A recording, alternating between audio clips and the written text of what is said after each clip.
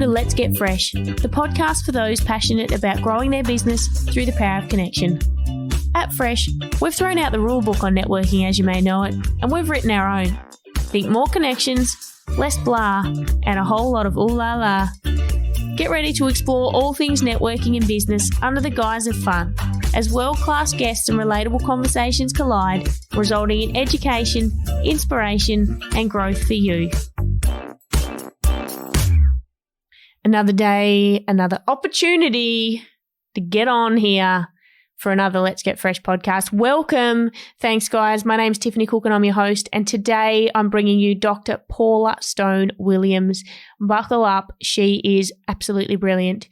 At Fresh Networking, we wanted to have a conversation that encompasses the LGBTQI community. And as business owners and networkers, how do we embrace knowledge around this area?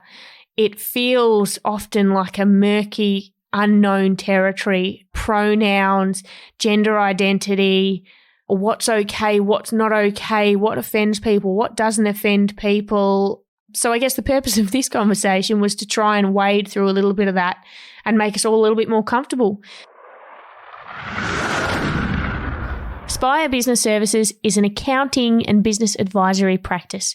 They are Xero certified advisors based in Port Melbourne with first-hand experience with growing businesses.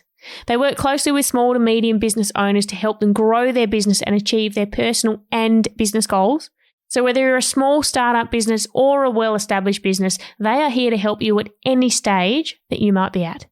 Spire want to be a long-term partner with business owners along the journey and be with them in 20 years as they look back at what they've achieved. So reach out to Daniel today at www.spire-business.com.au. Dr. Paula Stone-Williams, welcome to Let's Get Fresh. It's good to be with you. It's good to be with you again. I feel like this is a little bit of deja vu. You and I have had a chat before and I loved it. So welcome back, but welcome to this show for the first time. Yeah, I'm glad to be back with you again. I think that's why I was interested in doing this one, because I really enjoyed the last one. And I do a lot of these. So there are a lot of them that I don't particularly enjoy. But yeah, when I find someone who's a good interviewer and I like the topic, I'm in. Oh, that is fantastic. Well, as soon as I spoke to you, there was one of the topics on the list of things that we wanted to cover at Fresh Networking in a podcast. And I got talking to you and went, oh, this is my girl. This is the person that's going to be able to cover this topic. And it's around all things gender equity and pronouns and inclusion in the workplace and in small business and in the networking space. And so I guess, out of this episode, I want to really help us get comfortable with this changing landscape and what we don't know about it. And I guess one of the biggest things is a lot of us fear getting things wrong. So we kind of push it to one side. So especially when it comes to gender and pronouns and all of these things that feels like overnight have become a really important thing, and we don't know how to address people. So it's sometimes, I guess, people feel more comfortable just stepping aside and not addressing people at all, which is not great and not great for business or networking, is it? It isn't. I've been elected into a position in town government here and went to a party the other night. And there were people there who know my daughter, and one of them was introducing me to another and said, "This is Jana's parent?" And I said, "I'm Jana's father." I said, just to set it straight, I'm Jana's father. And they're like, "Oh, okay. Thanks for telling me that." And then they kept talking and said, "Yeah, we were talking with her or him." I said, "I'm Jana's father, but I'm her." Said, "But Jana has a mother and it's not me." And so to my kids, yeah, I'm dad and always will be. But yeah, it was fine as they were initially trying to figure it out. And then, yeah, they just threw them off completely. It's like, wait, maybe I have all all of the pronouns wrong. And I felt badly for them because I had not made that really clear. I could have made it clear when I said I'm Jana's dad, while also saying, but my pronouns are she and hers. That fascinates me. I wouldn't have, I think by default, feeling comfortable having spoken to you and feeling comfortable with who you are, I'm first to admit I probably would have just slid into saying mum without even thinking. Isn't that interesting? Do you know what's interesting? Yeah. One of my good friends, he has, I don't even know how to say this. So a niece who goes by them and they. And so a niece is a gender-specific description for their family relationship. And I went, there's no word for that. There's no word for that takes away the gender from their, so I don't even know how to describe that. I think you actually have to go around and describe it. My brother's child who's non-binary, or my sister's child who's non-binary. I mean, you just have to bypass that niece and nephew completely because, in fact, there's no word for it yet. Yeah. Now, before we move on, I'd love you to give a fairly brief description. I'm going to invite everyone because we're not going to have a long chat like I like to. We'll try not to be here for 3 hours. But just, I guess, a brief background of you and your journey and your story so people know who we're speaking to here. And I invite everyone to go and check out your wonderful TED Talks. You've done some brilliant and powerful TED Talks on gender and the lessons you've learned about being a woman and being a man, and wow. But give us a little intro. Yeah, I was a very successful, well-educated white American male. I was the CEO of a large religious nonprofit in New York City. We started new churches from scratch that grew very large very quickly. So basically, we were a nonprofit entrepreneurial machine. We knew how to hire the right people and fund them well so that things would just take off. And we worked throughout the United States, Northern Europe, Northern Asia. And that was about the time I left. I started with the organization. We had a budget of like $160,000. By the time I ended, we had a budget of $4 million, and we're working all over the United States and around the country. And I was CEO there for 25 years. But I've always been a bit of a Renaissance person. So in addition to doing that, I was teaching at seminaries, generally teaching about religion in the Western world, or about speaking in public, or about preaching in the church. I also was an adoption caseworker. My doctorate is in pastoral counseling, so I have my own private counseling practice. But 10 years ago today, I started on hormones, on anti-androgens Happy anniversary. And estrogen.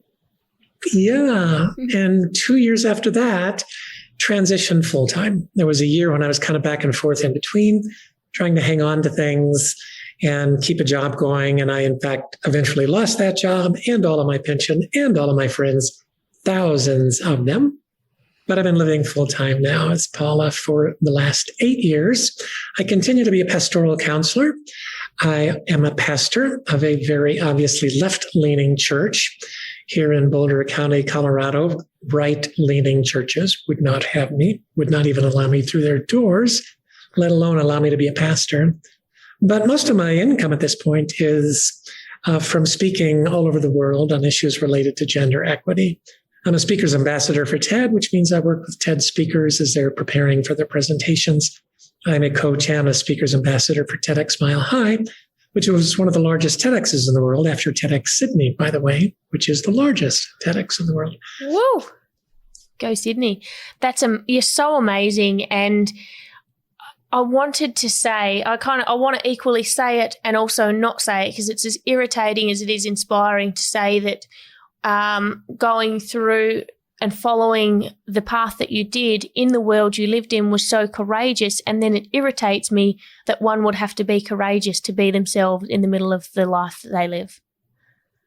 Yeah, I just can't focus all that much on that. It certainly was brave and courageous, and I never saw myself a courageous person until I finally did come out.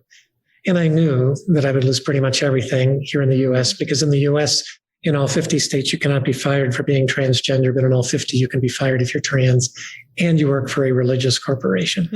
And all of my various jobs were for religious corporations. So I lost every one of the jobs just like that. But yeah, it shouldn't be that way, but it is that way. And it's that way in most of the world. If you want to be out as an LGBTQ plus person, you've got to be pretty brave. Yeah. All right. Let's talk a little bit about the business side of things and what don't we know is, I'm thinking a lot of people listening to this will be small to medium business owners. A lot of small business owners listen to this show. What don't we know and why is it important that we start looking at how we adapt now?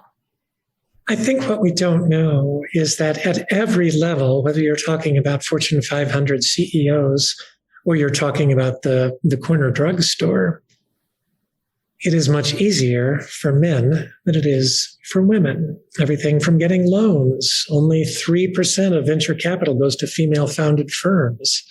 That means 97% of venture capital goes to male-founded firms. And that doesn't touch size at all. That is just purely the reality of how difficult it is for women to start businesses, and why you see more and more banks that are focusing on giving loans to women specifically, because it's been very difficult to do that. And then the thing I discover more than anything else is all of that accumulated knowledge that I have over all of these years working in a number of different fields, a plethora of fields really, counts for nothing as a woman. As a woman, it's just assumed that if you have any competency at all, it's going to be in one narrow area. So, you're allowed to be a podcaster. You're not allowed to be anything else because, well, really, a woman can only do really one thing well. And it's just so aggravating to me because I've always been a Renaissance person and was always respected as a man within all my areas of expertise. But as a woman, if I get any respect at all, it's within the very narrow area that, as far as the audience is concerned, credentials me. And by audience, I mean either the customer or the literal audience if I'm speaking, or the bank rep if I'm looking for a loan. And I think it's important to point out how this is just our natural biases at play. And we don't even, I remember commenting when we last spoke that how hyper aware, just listening to you and hearing the two sides of the story, life as a male, life as a female, and your experiences. And I went, oh my goodness, I am, even I don't acknowledge that for myself or anyone. So I guess what I'm saying is, how do we check ourselves? Maybe are there things we can look at within our business to say, are we seeing things? Are we creating opportunities for, or firstly, what is the benefit of diversity? I mean, I've talked about diversity on other shows before, and the financial benefit of a diverse workplace is quite profound. If you have just gender equity alone within the United States, and that's the only numbers I've seen, but you can extrapolate from that pretty much any other similar culture, a company that has true gender equity is 15% more profitable.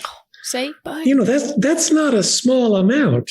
15% is 15%. There have been some studies that show that it's as high as 28%, but I've not been able to get those confirmed.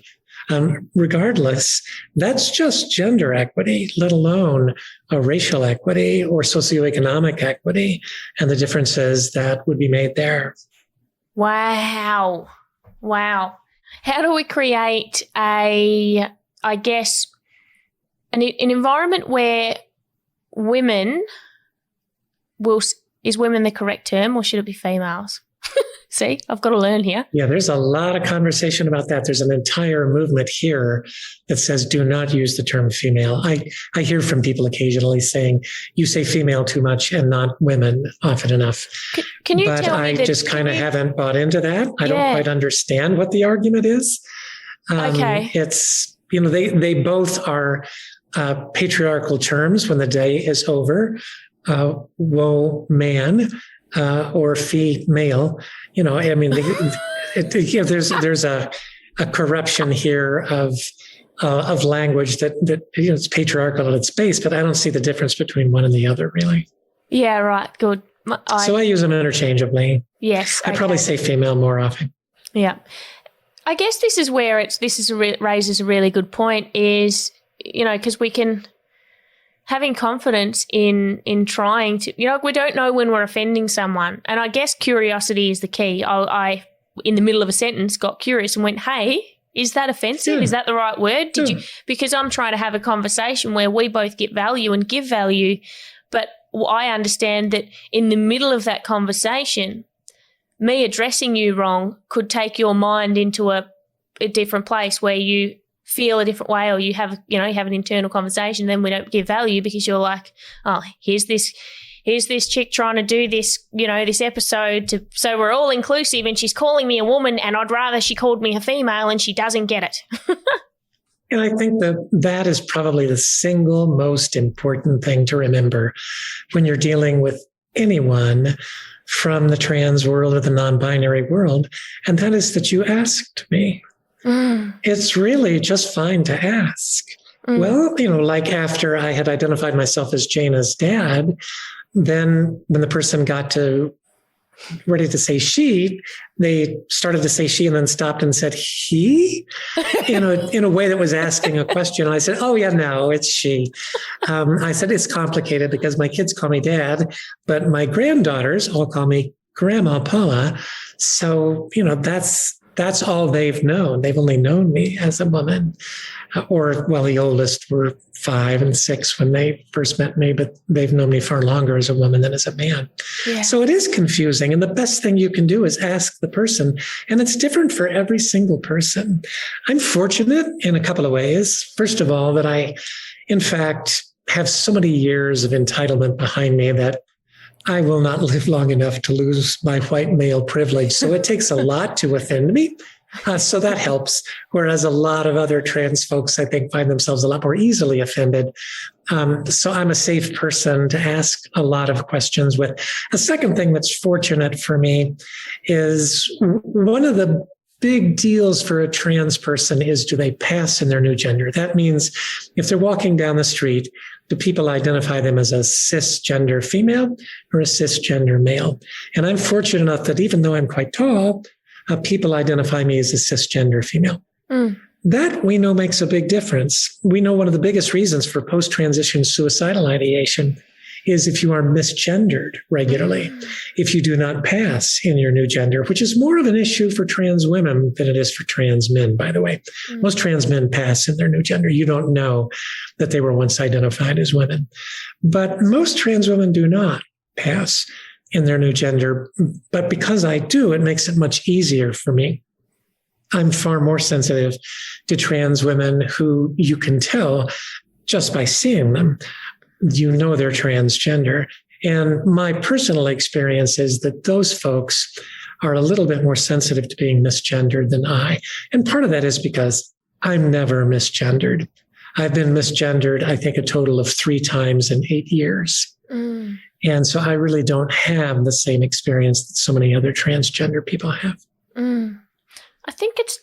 I just think it's so much, for me, there's just such a curiosity around it. As you were speaking, I was thinking about some of the people that I've run into at different times. I mean, I'm good friends with a trans male, and he told me, and 4 years later, I'd never uttered a word since, but 4 years later, I remember thinking, right before we did a podcast on it, I remember thinking, was he joking about that? Because it got to the point where I was like, I reckon he was just joking the whole time, and I've just believed it for 4 years. Like, that's but then I remember meeting someone at a dog park once, and they had a friend with them, and that person was what I perceive was probably at the beginning stages of hormones, and I was so curious. It's like, oh, I guess what's happening here? What are you transitioning? Which way are you transitioning? What's this person's name? And it wasn't from a place of judgment. It was, for me, it was really from a place of curiosity. And I guess, for some people that will be curiosity. For some people it might be fear or judgment. And I guess Yeah, that's we talked a little bit last time we were talking about the importance of curiosity.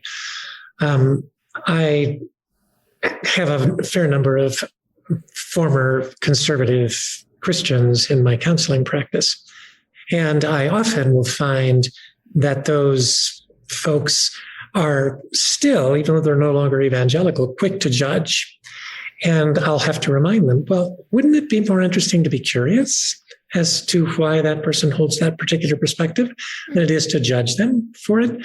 I think we make too little of curiosity. And I think it's fine to be curious with a trans person and ask them direct questions related to it. I find that the bigger problem here in my neck of the woods, which is a very liberal part of the United States, the bigger issue is not with trans men or trans women, it's with non-binary. Because with non-binary, we're using a plural for singular. They and them has been the term that's survived. Those are the terms that have survived when defining a gender non-binary person.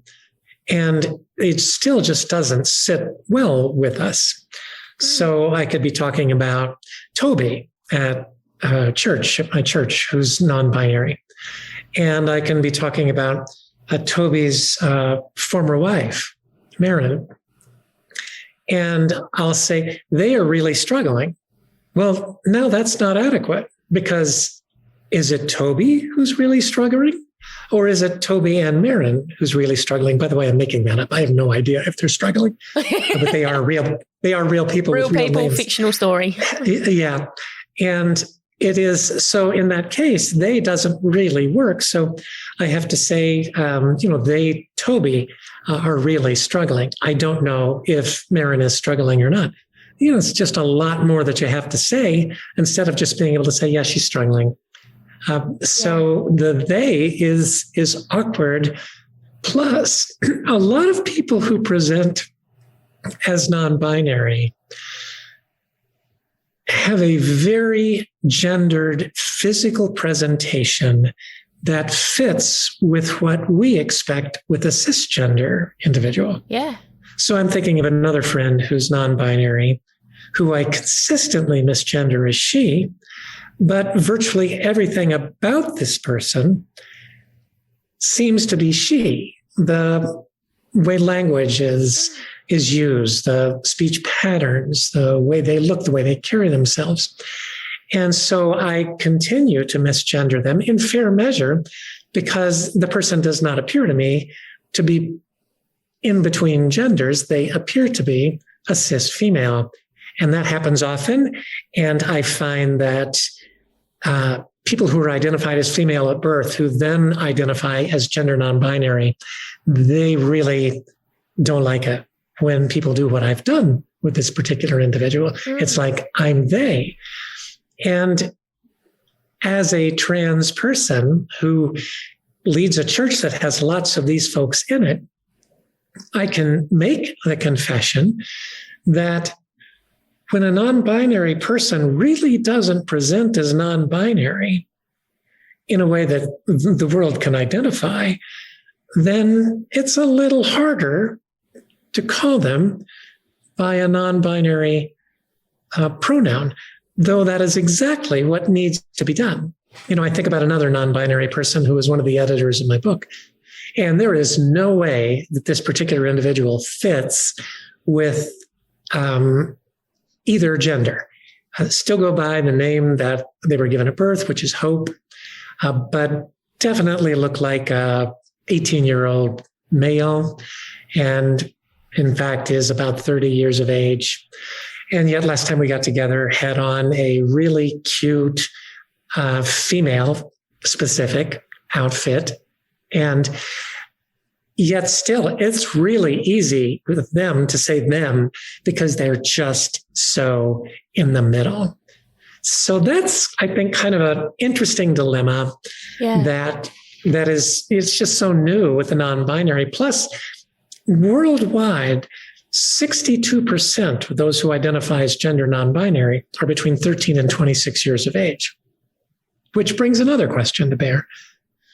The younger side of this, how much of these people will identify as non-binary 5 years from now or 8 years from now?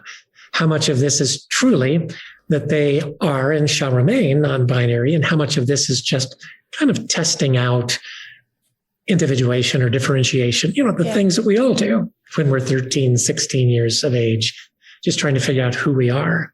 And right now, that's a great thing to check out. So, okay, check it out. I say to their parents all the time, don't write anything in stone at this point, because we have no idea where your child will be when they're 21.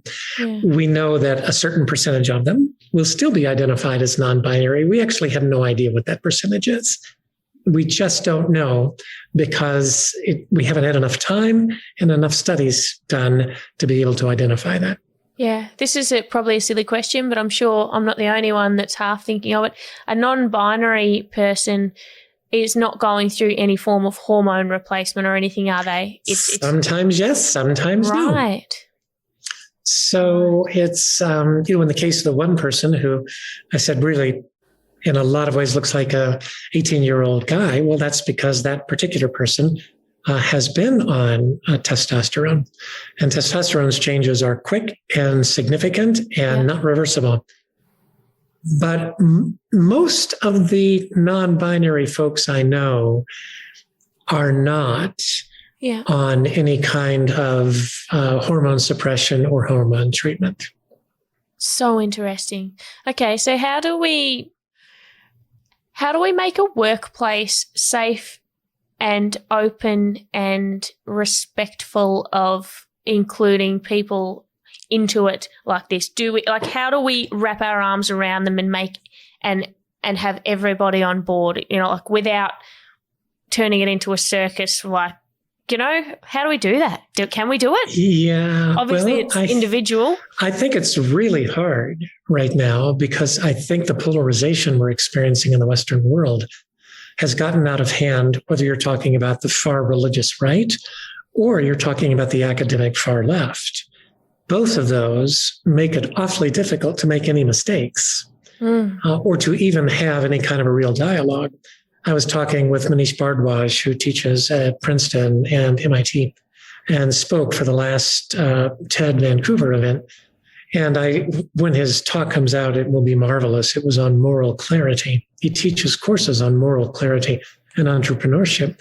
We were talking last week, and he was saying how difficult it is in the academic environment to be able to even to have this conversation, to be curious. Because the main thought is, well, if I'm curious with a gender non-binary person, well, now I might be, in fact, traumatizing them. And when we give great power to the notion of microaggressions, I think we probably are listening to that further left perspective. Most microaggressions are honest mistakes in my own personal experience. So I'm speaking very personally in that regard. And if we can have enough ego strength to greet them with the curiosity as opposed to judgment, well, then we'll actually have a conversation. So for instance, with a non-binary person who presents as very feminine, not long ago, I just said, help me out. You really present as feminine. So help me understand the non-binary side of things. And this particular person said, a lot of it is because I want to give myself the power of male entitlement, of male confidence in this world. And so if you can't use female pronouns with me, it's going to cause you to think twice about how you address me or how you consider me in the work environment. Wow. Well, that was really helpful. Yeah. They weren't talking so much about this being a core part of their identity as much as in this case, they were talking about getting a leg up in their work environment. And so I think when we shut down curiosity and we shut down the conversation, we don't allow people their mistakes. Nowadays, a tenured professor in an American university can lose his or her or their tenure just by asking a fairly simple question that some student somewhere takes as offensive to their identity. That doesn't help us any more than the screaming and the yelling that comes from the far religious right. Oh, wow. I remember it might have been going on 2 years. It was early days on my podcast, and I'd met a phenomenal woman at a female networking event that my friend put together. I met a bunch of phenomenal women. I had Bryony on my podcast, and partway through that podcast, realised that she was non-binary. Now, it was interesting because she does a lot of emceeing. She was getting into going through a program and becoming a women's sport commentator. So everything was pointing towards being female, yet her pronouns were they and them. So it was really interesting. Also, she wasn't offended either way. See, there. So I just did it then. Bryony wasn't offended. And when I had to record the intro, it was so tricky for me because for me, introducing this wonderful human, Bryony, and describing her as, I can't stop doing it, describing them as that, as them and they, for me, it felt so impersonal, and I felt like people would think I'm impersonal and I'm rude, but I'm just using the pronouns that belong to her. Right, to them. But I think, Tiffany, this is exactly where we must, on both sides of this, give ourselves grace. Yeah. I think to get to the place where we're completely comfortable with them, particularly as it relates to a non-binary person who was identified female at birth and has not been on testosterone, it's just going to take a long time, and it's not going to be weeks or months. It will be years often before we are really successful with specific individuals. And I certainly think it's going to be years before we're successful as a society in using pronouns. I think it's one of the reasons that at our church, it's terrible because I'm the only one who doesn't do this and I'm the one who should. But every time one of our pastors gets up to speak, hi, my name's Nicole. I'm one of the pastors here. My pronouns are she and hers. I think when we identify pronouns, every single time, I think that's how we're going to get there as societies, is to just consistently say my pronouns are, because then I think we can, in fact, get there a little more easily. But it's going to take a long time on that one in particular. I was going to comment on I'm asking in terms of business, but I think it really comes down to our own personal, like our personal growth around this, our personal experience, our personal learning, and interpersonal skills. Gender aside, what are my interpersonal skills?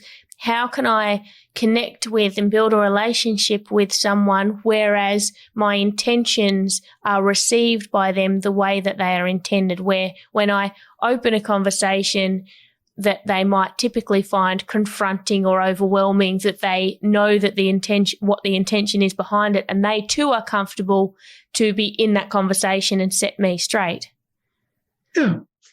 And that varies by person. So if you have someone who's not got a lot of ego strength and identifies as non-binary, that person will have less capacity to educate you and more likelihood to be affected by microaggressions. And I think we need to be sensitive to those folks.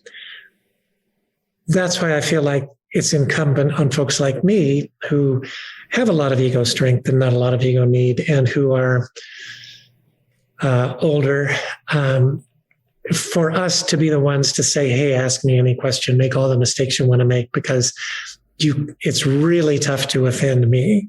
And let's be more sensitive to the kids out there who are still developing and are just trying out their new identities and need for the rest of us to get it right.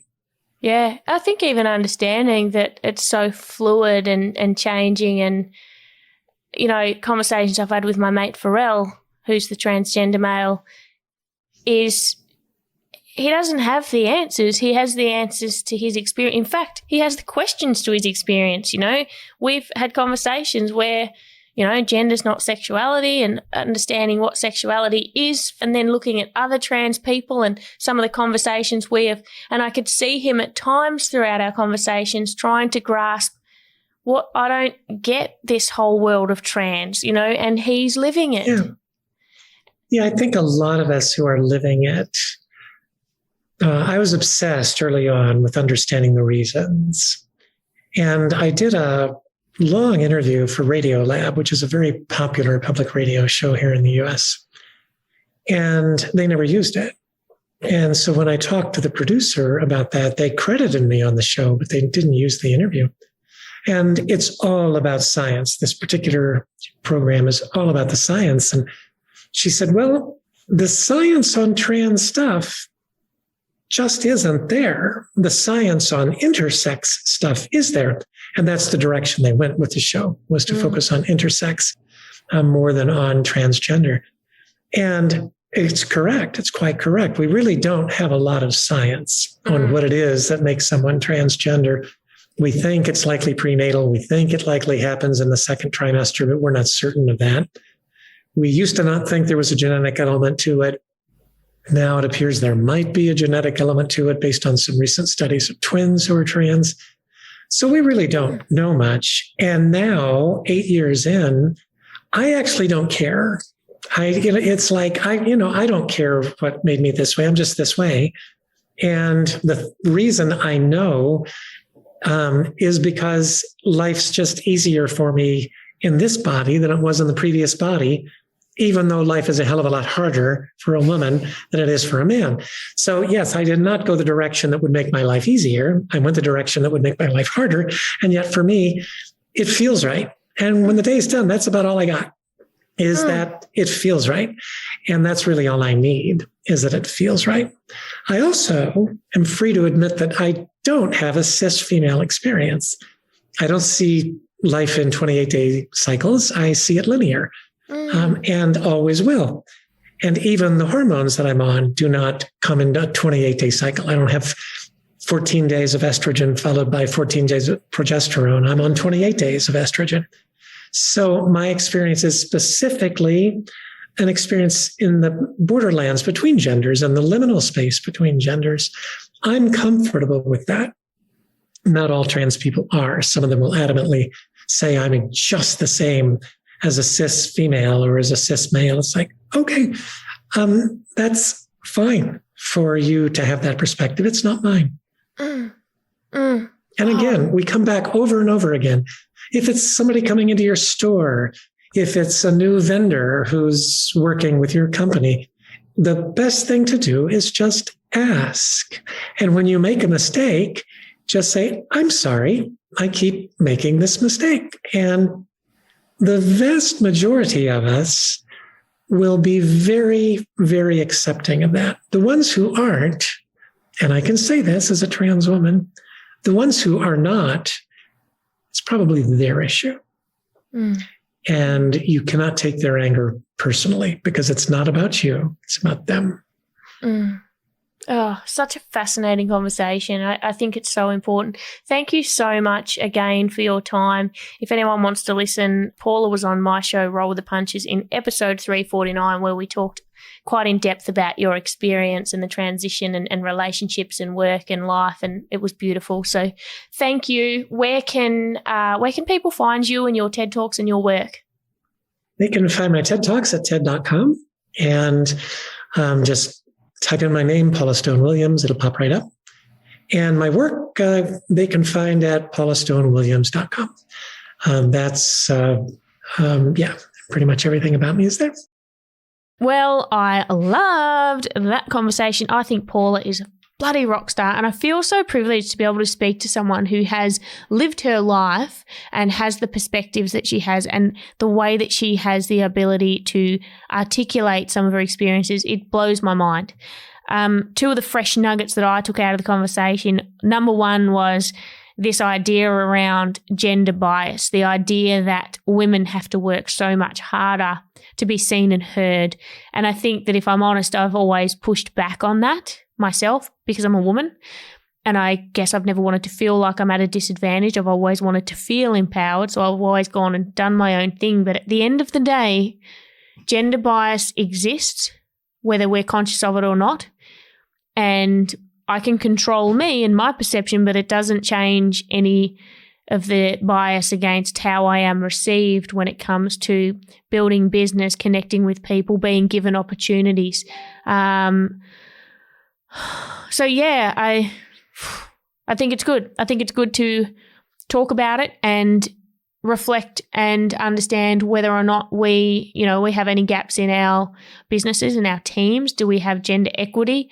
15% rise in profitability when we have gender equity. Like, that is huge. That is huge. Second thing is that huge conversation around gender and identity, non-binary pronouns. Like, what a confusing space that we're often so tentative to step into. But I think it's important because, much like that gender diversity in the workplace, this is the same thing. We are putting our blinkers on to potential opportunities and having great skilled talent in our teams. If we're not creating a space where we can connect with and provide a safe place for transgender and non-binary people to be a part of. And at Fresh, we are all about connections and community and relationships.